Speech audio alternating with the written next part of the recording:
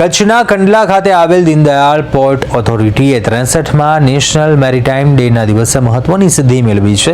નાણાકીય વર્ષ 2025-26માં 160.11 million metric ton cargo handle કરીને દેશના મુખ્ય બંદરોમાં કંડલા બંદરે પ્રથમ સ્થાન મેળવ્યું છે.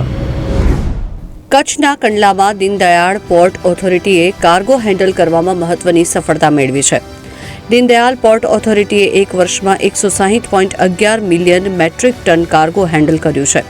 વર્ષ 1919માં SS લોયાલિટી નામના પ્રથમ ભારતીય જહાજે મુંબઈથી ઇંગ્લેન્ડ સુધીની ઐતિહાસિક મુસાફરી કરીને ભારતીય શિપિંગ ક્ષેત્રમાં આત્મનિર્ભરતાનો પાયો મૂક્યો હતો. આ ઘટના ભારત માટે સમુદ્રી વેપારમાં સ્વતંત્રતા અને આત્મવિશ્વાસનું પ્રતીક બની હતી.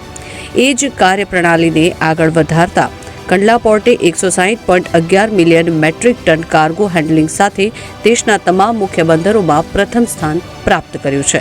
एफर्ट्स हैं वो जॉइंट एफर्ट्स हैं.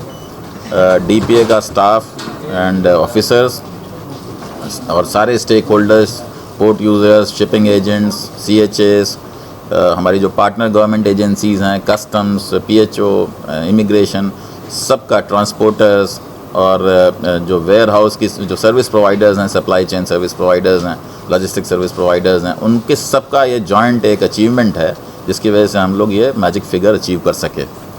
વિવિધ કાર્ગો સેગમેન્ટની વાત કરીએ તો ખાતર કાર્ગોમાં 32% વધારો નોંધાયો છે. લિક્વિડ કાર્ગોમાં 23.4% વધારો નોંધાયો છે, જેમાં ક્રૂડ ઓઇલ અને પેટ્રોકેમિકલ્સનો પણ સમાવેશ થાય છે.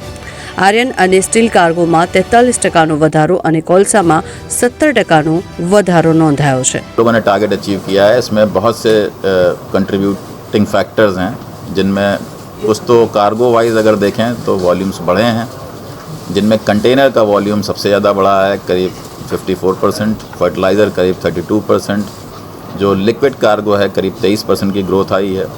कुछ કાર્ગો हैं जिनमें ड्रॉप भी हुआ है. કંડલા પોર્ટ હવે માત્ર કાર્ગો હેન્ડલિંગમાં જ નહીં પરંતુ ગ્રીન મેરીટાઈમ પહેલમાં પણ આગેવાન બની રહ્યું છે. પોર્ટ દ્વારા તાજેતરમાં મિથેનોલ બંકરિંગનું સફળ પ્રદર્શન કરવામાં આવ્યું છે, જે ઇકો ફ્રેન્ડલી ઈંધણના ઉપયોગ તરફ મહત્વપૂર્ણ પગલું છે. આ પહેલ વૈશ્વિક સ્તરે કાર્બન ઉત્સર્જન ઘટાડવાના પ્રયાસો સાથે સુસંગત છે.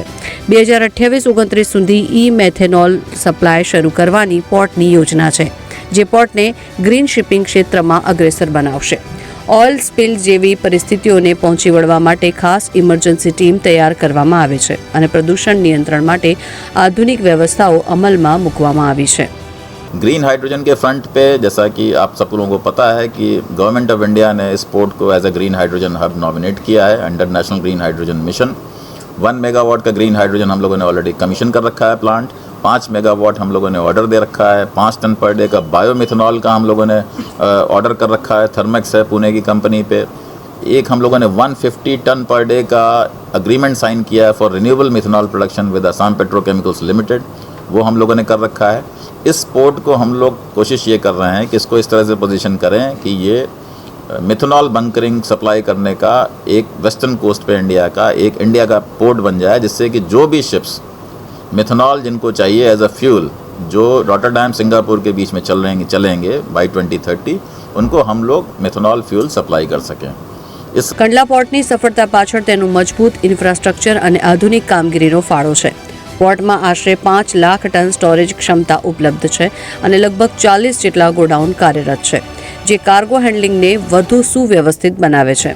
દરરોજ સરેરાશ 10 કાર્ગો શિપ્સ અને 8 ઓઇલ શિપ્સ પોર્ટ પર પહોંચે છે. ક્રૂડ ઓઇલ અને LPG ગેસનું હેન્ડલિંગ શિપ ટુ શોર પાઇપલાઇન સિસ્ટમ દ્વારા કરવામાં આવે છે, જેમાં આધુનિક પમ્પિંગ ટેકનોલોજીનો પણ ઉપયોગ થાય છે. આ સિસ્ટમ દ્વારા જહાજમાંથી સીધું તેલ સ્ટોરેજ ટેન્કમાં પહોંચાડવામાં આવે છે, જે સમય બચાવે છે અને જોખમ ઘટાડે છે. આ ઓટોમેશન ડિજિટલ મોનિટરિંગ સાથે પોર્ટ પર સલામતી પ્રોટોકોલ્સનું પણ ધ્યાન રાખવામાં આવે છે.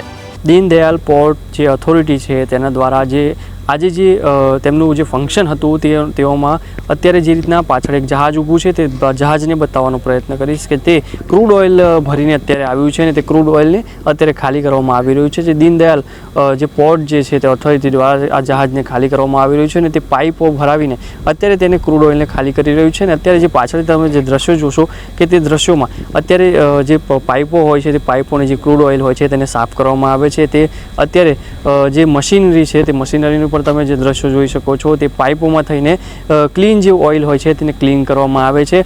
વારંવાર પાણીથી ક્લીન કરવામાં આવે છે. તે પાણીથી ક્લીન કરીને ત્યારબાદ જે હાઇડ્રોજન હોય તેઓ દ્વારા જે ક્લીન કરવામાં આવે છે ને અન્ય 3 થી 4 વાર તેને ક્લીન કરીને ત્યારબાદ તે ગેસ હોય કે ક્રૂડ ઓઇલ હોય તેને ઠંડુ પાડવામાં આવે છે. અને ઠંડુ પાડ્યા બાદ તેઓ જે છે તે ટેન્કરોમાં ભરીને આગળ મોકલવામાં આવતું હોય છે. તમે જે દ્રશ્યો જોયા તે અત્યારે જે દીનદયાલ જે પોર્ટ ઓથોરિટી છે તેના છે. અને અત્યારે જે જહાજ આવ્યું છે હજી પણ ઘણા બધા જહાજો આવવાની તૈયારીમાં છે. કેમેરામેન બીપી નમીન સાથે સ્મિત ઉપાધ્યાય.